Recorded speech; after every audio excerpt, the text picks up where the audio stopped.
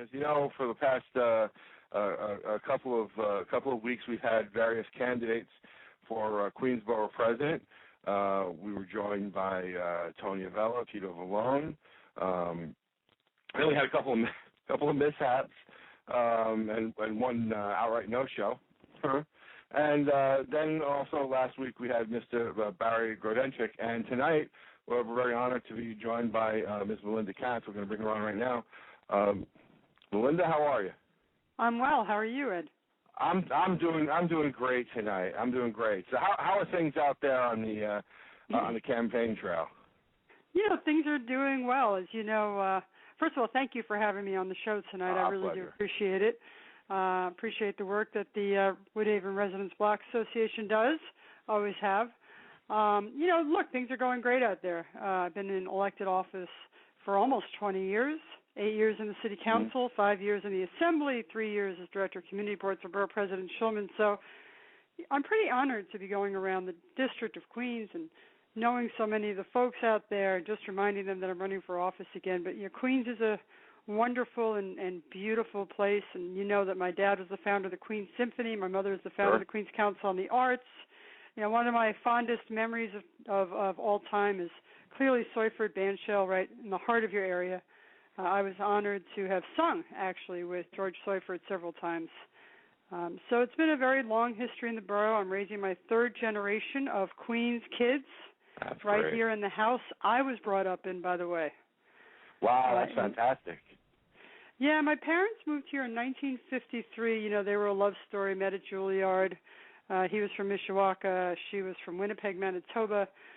Came here to Forest Hills, and now, you know, my children, my two boys, as you know, Carter and Hunter, are being raised with their father, Curtis Lewa of the Guardian Angels, and we are raising them in my old bedroom. So it's a little crazy walking in there and seeing them sit on the same ledge that I sat on as a child. Mm-hmm. You know, it really is fantastic, and it's something I love hearing because, you know, there is a lot of people. Listen, neighborhoods are always going to change. People are going to change, but it's those roots, you know, that really make a community special. So it's always good to hear that. Yeah, there's old roots, there's new roots, and you know, it's just a great place. So, you know, we're entering the stage now. I mean, Helen Marshall, wonderful woman, and we wish her well in retirement. But as she finishes her term, and you look at the possibility of winning this election, what kind of skill sets do you feel that you'd bring to this job? How would Queensboro President Melinda Katz differ from Helen Marshall? Well, I don't know if it's different. I think every borough president brings their own experience and personality and you know, style to the job. I think that from my perspective, it's been 20 years as an elected official. I am an attorney by trade. Don't hold that against me for many of you listening. But I've spent much of my career working for this borough. You know, we need clearly someone who's going to talk as one voice when it comes to fighting for resources from Manhattan and Brooklyn and the Bronx, and, you know, as well as I do, that we have such diversity in this county, and we have a need for a lot of different types of programs and special resources from the city of New York. You need to speak as one voice, but then again, you know, we are made up of such small communities, and I would use my experience as chair of the Land Use Committee for 8 years, and as an assembly member, I was chair of the subcommittee on urban health. I stopped the privatization of public hospitals in the city of New York, and that takes a specific skill set to make everyone feel like they have a seat at the table, and bringing that diversity together while still talking as one voice when it comes for the resources. But, you know, we're made up of small neighborhoods in this borough. You know that. You can stand on one corner and get one type of food, and the great thing about it is you can go across the street and get a totally different culture, tradition, religion, and that's the great thing about this borough. So I would bring the experience I've had to the borough president's office. Plus, I was trained under Borough President Claire Shulman for 3 years. Oh, and that was great training. Yeah, so looking at you know what you were talking about there, and it was something that I experienced today, you know, about the special things about Queens. And today, like I said, I was just speaking about it earlier before I brought you on. I took someone on a little tour of our community here, and we drove through Forest Park, and he was so impressed with it. And the parks that we have here in Queens, I think are extremely special. And I know there's been some controversy recently over on some different plans going on in Flushing Middle Park, and I think there's concern that when you lose parkland, you lose it for good. So can you tell us your feeling on what's been going on over there and your take on that? Yeah, I think that's right, by the way. One thing I found in my history of an elected official is that absolutely nothing in this city seems to be temporary, right? City government a lot of times says, yeah, well, this is just a temporary fix or a temporary place, and it just never does seem to stay temporary. So I think there should be a few givens, right? One, you have to replace parkland. You just shouldn't be able to take our parkland and not replace it. There is a reason that we have, that tradition and that law in place, and that's because you don't want to give up that greatest asset that the borough has to give, which many times is the parkland. One of the things that I think should be really reviewed is that when these folks come in and build stadiums, they don't have to do anything in order to donate to the expense budget of the park. So like Flushing Meadow Park's a perfect example. They probably have about 2 dozen workers there. We should be able to take the profit that the USTA is going to make off of that 0.6 acres. Think about this. They're making $56 million off of that 0.6 acres that they're going to expand. Some of that should be used to upkeep the park in order to hire workers. That is one of the biggest problems that we have or we had in the city council when I was a council member, which is that, you could spend capital budget money on a park. You could create a park. You could build a park. We built Keyspan during the time that I was on the council, but you don't have that same expense money to keep the park up. And that is a consistent problem. So the USTA, I said you need to replace the parkland. They now say they are going to. I think we need to take a long, hard look at Flushing when it comes to soccer stadium, when it comes to a mall. Clearly there shouldn't be gambling there. But all these things, they all want to go into the park. And, for those of us that have been around in Queens as long as I have, which, by the way, is 47 years, and I'm chasing a 2-year-old around, we know that, I practically wrote my high school thesis, it seems like, on folks that want to come in and build in the park. So we need to really take a good look at it. Very good. It's definitely they're very, very well worth protecting. And in talking about protecting Queens, you talked before about fighting for resources for Queens. What do you feel are some of the resources that we are underserved by in this city and that we need to fight a little bit harder for in Queens? Well, going around the borough, it's very interesting because I was the chair of the Land Use Committee. And one of the things that everybody talks about is affordable housing, for instance. Everybody wants to have affordable housing. It seems like no one can afford to live here, though. You do need to make sure that as our families grow and generations do come here to the borough, that there are places to live, that people can afford it. And it's just not happening at a rate that's well enough. The other issue that comes up time and time again, and I have a specific interest in this because I was the chair of the subcommittee on urban health, which is emergency rooms and hospital cares. We have 9 hospitals in the borough of Queens, and you know this. If one of your kids gets sick in the middle of the night, I don't want to take my child in the middle of the night to an emergency room because I know that in 5 or 6 hours I can call my doctor and he'd probably be seen just as quick. We need more primary care facilities here in this borough, and when you add the roles that are going to add from the Obama health care, which is hundreds of thousands of people in this borough, there's just not enough places to go. And when you go, you need to travel great distances or the emergency rooms are full. And also the after-school programs and all of the school programs.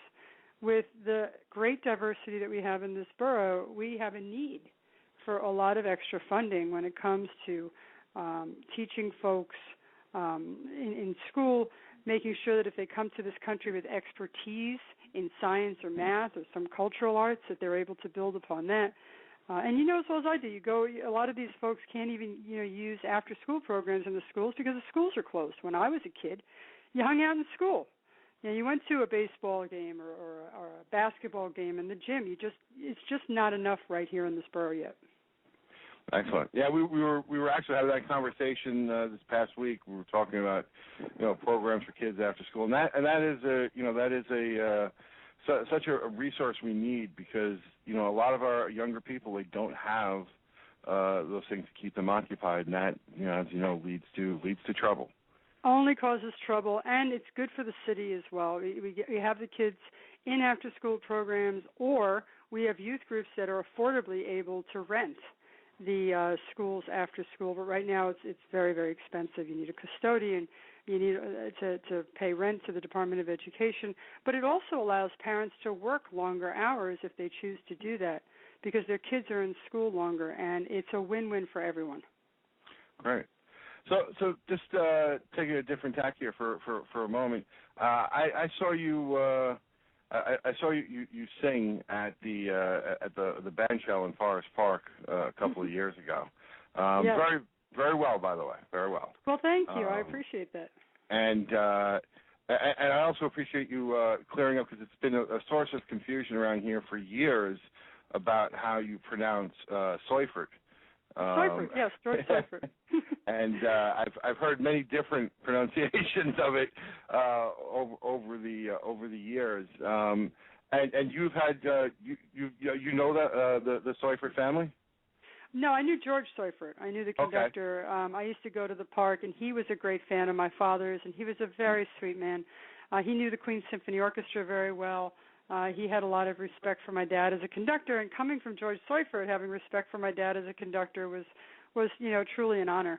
And one time I was sitting in Forest Park listening to Seufert at the band shell, and he called me up. He said, "I hear you sing." I said, "I do. At least I enjoy it. I don't know how good I am, but I enjoy it." So he played Summertime, I believe it was.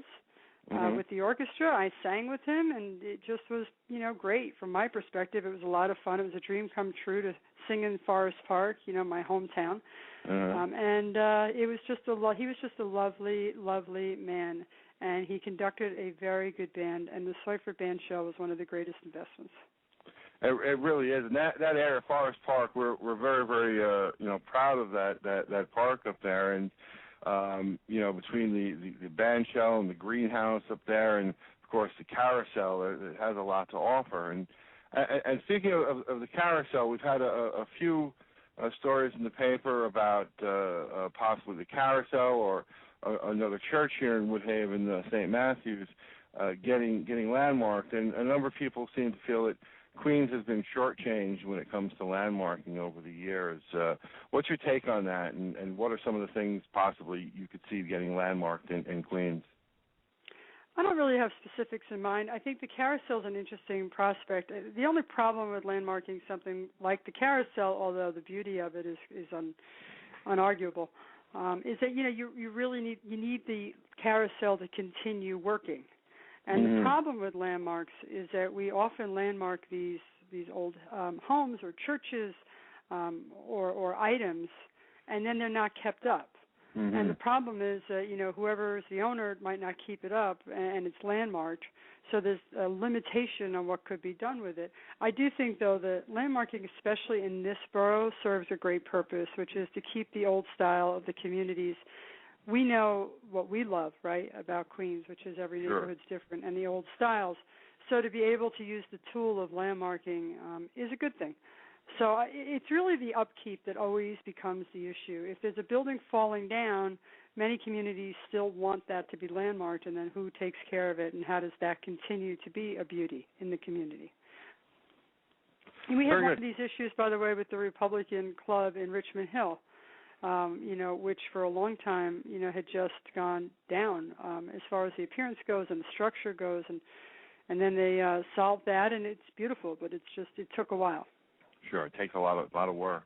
One of the controversies we have here in this part of Queens is differing proposals on what to do with the defunct Rockaway branch of the Long Island Railroad, which has been sitting, barren and empty since the early 60s. There is one proposal to turn it into a Queensway, like sort of a Queens version of the High Line.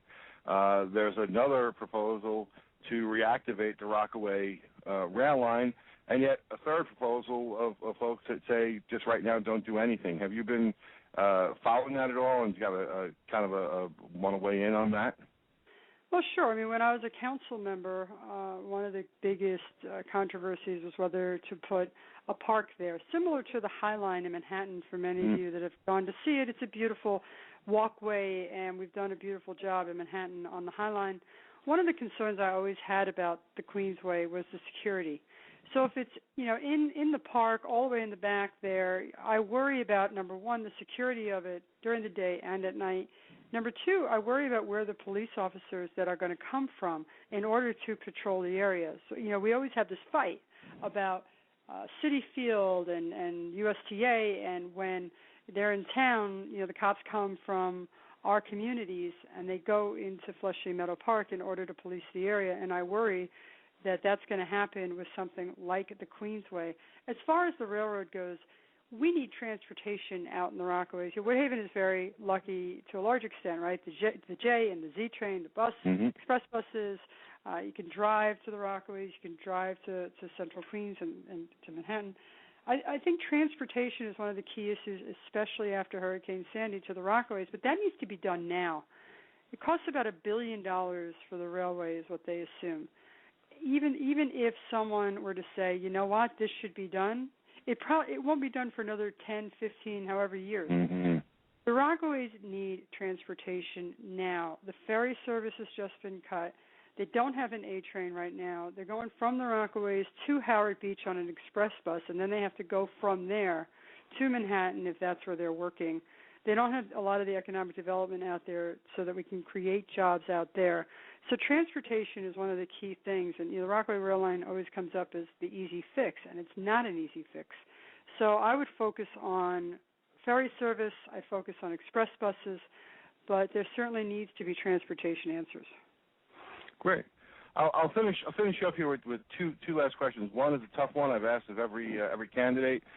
Every night before I come on the show here, I have myself an Italian ice. What is your favorite flavor? Watermelon. There you go. Okay, very good. Fair enough. And last question: anything you'd like the residents of Woodhaven to know about you that they probably don't know?